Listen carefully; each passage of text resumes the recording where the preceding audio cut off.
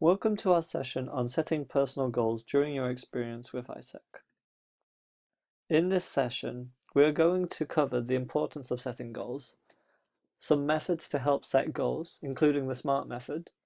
We're going to help identify what goals you want to achieve during your project, what is the importance of accountability to achieving your goals, and finally list out some next steps to take during your project. But before we begin, I want to ask you a question. Have you ever had a dream? Something that you've wanted so bad but struggled so badly to achieve it? This is where setting goals can help you achieve your dreams.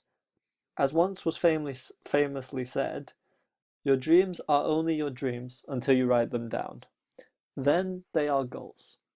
This video will help you through the process of setting goals and the steps needed to achieve them.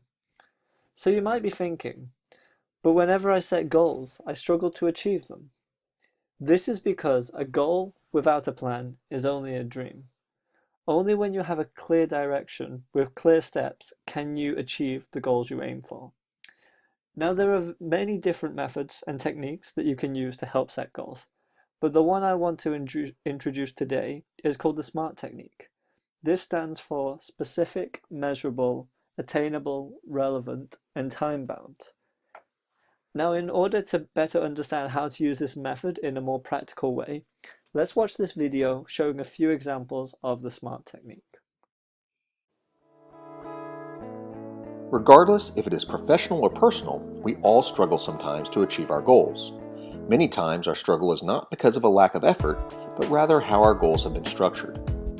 Anytime you set a goal, or if you find yourself struggling while working towards a goal, keep in mind the word SMART. SMART is an acronym that can be used to help evaluate and add structure to your goals. SMART stands for specific, measurable, actionable, relevant, and time-bound. SMART begins with asking yourself the degree to which a goal is specific. This is arguably the most important part of establishing or evaluating a goal. The less specific a goal, the more difficult it is to determine how long the goal should take to complete or how to measure success. Consider the difference between a goal to get healthy versus the goal to lose weight versus the goal to lose 10 pounds. The goal to get healthy is much less specific than a goal to lose 10 pounds. The next question to ask, how is the goal measured? What determines success? Some goals may be best measured by a simple yes or no, such as the goal of climbing to the top of a mountain, while other goals are better measured by using metrics such as the goal to lose 10 pounds. The key to measurement is making sure that in whatever way the goal is measured, it accurately reflects success. For instance, if you do not have access to a scale, then measuring weight loss will be difficult and less accurate. An alternative measure may be to track how many inches you have lost around the waist.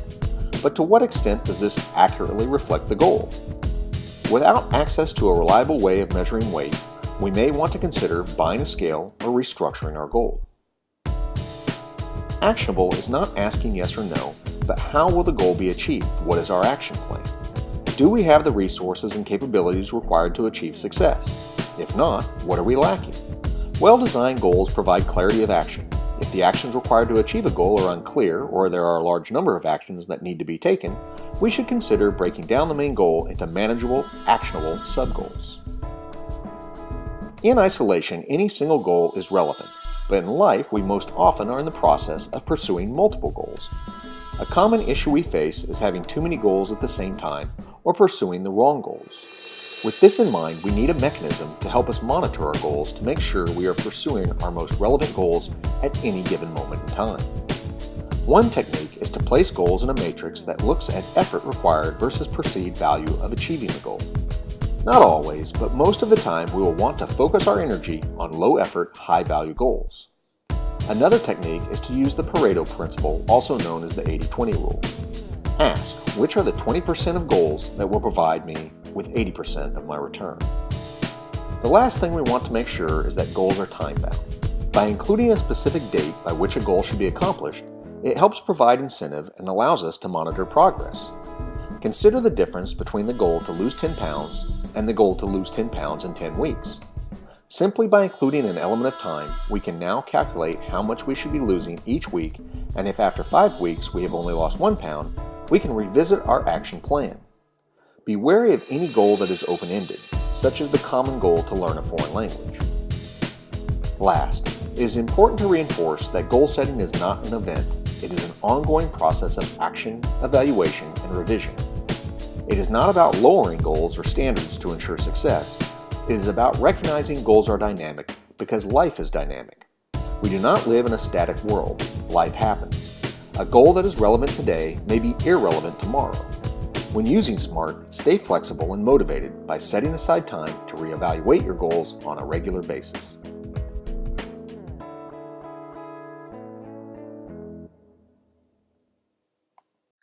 Now you better understand the technique. Let's first take some time to analyze your leadership development survey results.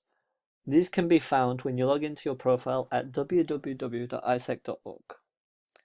As you know, at AIESEC we focus on developing 4 main leadership qualities within our participants, and we'll use these to help set our goals around. So take some time while you are checking your results to see what they tell you. Maybe there's one quality that is lower than the others, or one particular one you would like to focus on. Once you have this in mind, it's time for us to turn our attentions to set the goals we wish to set. It's time to set some goals that you wish to achieve during your project with AIESEC. Now, whilst you're doing this, remember to refer back to the SMART technique and take some time to write these down somewhere. You can even pause the video if you like and continue once you have your goals. Now that you have your goals, just having them isn't enough for them to be achieved. With many distractions constantly being presented to us, it's very easy to not achieve the goals you set out to. This is where the importance of accountability comes in. By having someone other than yourself knowing about your goals and checking on your progress, you're more likely to have a higher chance of achieving them. So now I want you to take a minute or two and contact your experience manager during your project and inform them about the goals you intend to achieve during your project. So now you have your goals and you have some accountability, but what's next? The next step is mapping out a clear timeline to achieve smaller goals, which help to achieve our main goal. So take some time to write down what steps can be taken next week, then the next month, and during your project to help achieve your goals. Remember, the more detailed and specific you make them, the easier it is to be held accountable to. So there you have it. You have some goals, someone to be accountable to, and a timeline to help achieve your goals. Now all that's left to say is that this exercise is the first step in helping you to achieve your goals. And remember, it's through your everyday actions that you'll get closer and closer to achieving your goals. Thank you for watching and stay tuned for our next video in our preparation series by AIESEC.